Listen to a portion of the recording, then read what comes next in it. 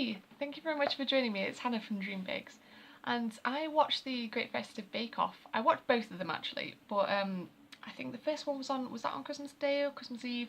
But I was so happy to actually have some time to myself on whichever day it was that I watched it, and I didn't take any notes because, as you may realise, like when you're taking notes, it kind of affects your enjoyment of something because you're concentrating on what everybody else is doing and saying, etc. So this is the second one, the one that was on New Year's Day, New Year's Eve. Honestly, like this festive period has just got me completely twisted around with when stuff has happened, and oh my god. So it was the second one, the one that had Rob, Rav, Benjamina and Sandy. And as I've said in previous videos, I've not really watched that many bake-offs.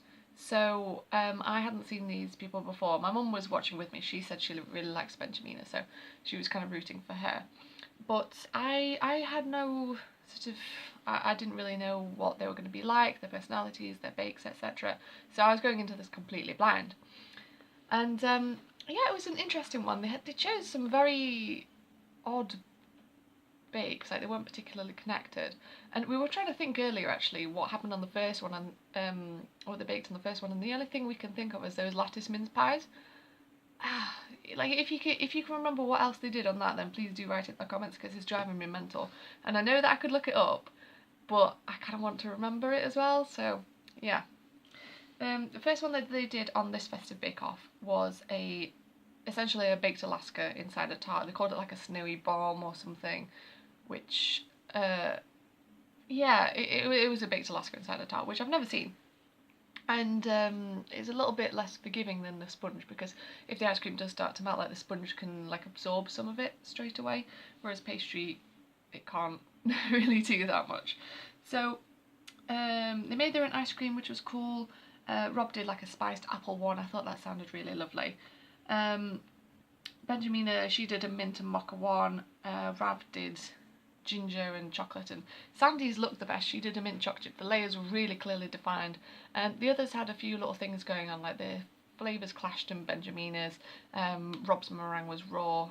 Something happened with Rab's, I can't remember. I don't think the meringue was that. Oh, his meringue split, that's what it was. Yeah. I was really surprised that Sandy's went so well, because when she was making the syrup for the meringue, she basically made a caramel, and I was sitting there and I was thinking, well, you don't make anything close to a caramel for a meringue, so I was pretty surprised that it had gone that far, really. I don't know if her thermometer was acting up or something.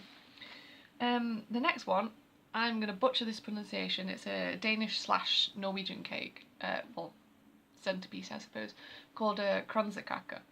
And yeah, it's one of those things. It's the same sort of essential base mixture as a macaron, but so it's like sort of hard on the outside, meant to be squishy, well not squishy, but softer in the middle, so a little bit chewy.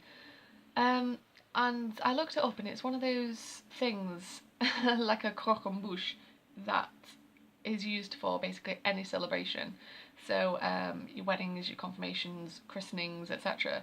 It's used for all of those things, so they're quite common. I'm surprised I've not made them do one before actually, but nobody really came off that well in this. They were all a bit wobbly, a bit uneven. Majority of them were overbaked. Who came best? Rav's was the best, and then Rob was number 4 with his Joe Wicks haircut. I don't know if he had it like that in the first one, but I was so glad when he put that hat on, because it was dry. Like, I have my hair up to bake all the time, and when other people have it like flopping in their faces, it just, oh, it gets to me. And I know I've got a lot of hair, so it's slightly different, but oh man, when he put that hat on, I was so happy about that. The last task that they did, the showstopper, that was an ice cake, so some kind of theme to do with ice. They wanted them to do sugar work, etc. I was kind of expecting them to be a bit more ambitious, but then Sandy was trying to be ambitious, and they kind of didn't. She didn't pull it off that well. Rob's did not fit the brief at all.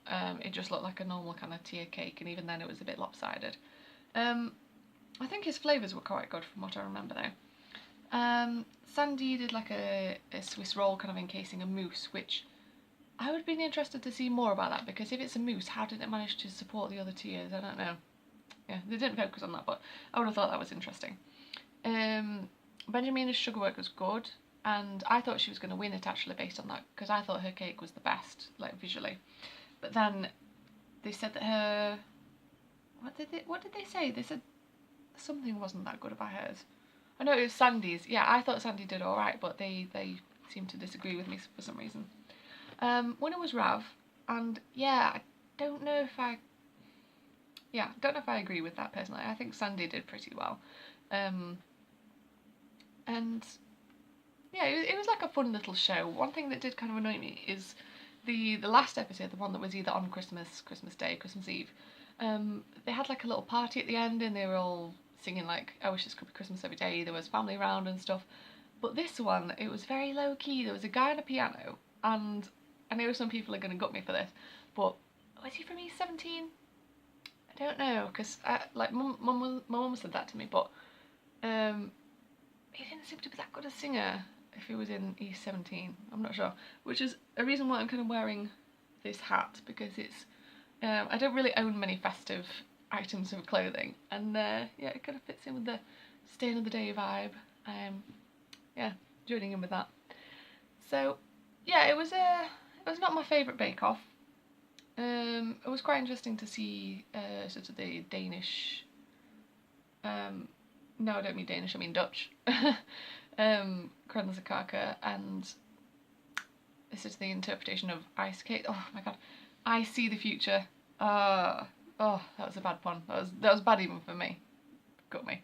But yeah, it was quite entertaining. It was easy watching. Don't know if they needed to do 2 episodes of that. I think that the fact that the other one at Christmas had like a party at the end and there was a presentation and it was all, I thought that kind of wrapped it up quite neatly. I don't really think that they needed a second one, or if they did, maybe have like the top 2 from those 2 programs compete in another program, so it's like a kind of champion of champions kind of thing. That would have been quite interesting. However, nice festive viewing, quite easy to watch. I can't say as I'm going to be trying Danish Akaka anytime soon, to be honest, unless somebody asks me for it.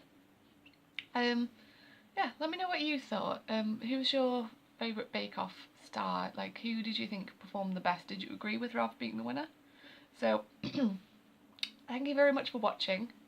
Do check out the bar below for all my social media and events, and anywhere you can get hold of me, you're more than welcome to contact me to ask me any questions about food, about baking, etc. I would love to answer you. So thank you for watching, and I shall hopefully see you in not too long. But yeah, it does. Thought I had lipstick on my teeth. Yeah, it does take quite a lot out of you, and I know that people think, oh, being on YouTube and filming videos is quite relaxing, but honestly, it's not that relaxing. Probably be better if I knew how to edit stuff, but there we go. Anyway, thank you very much for your time, and I shall see you soon. Bye bye.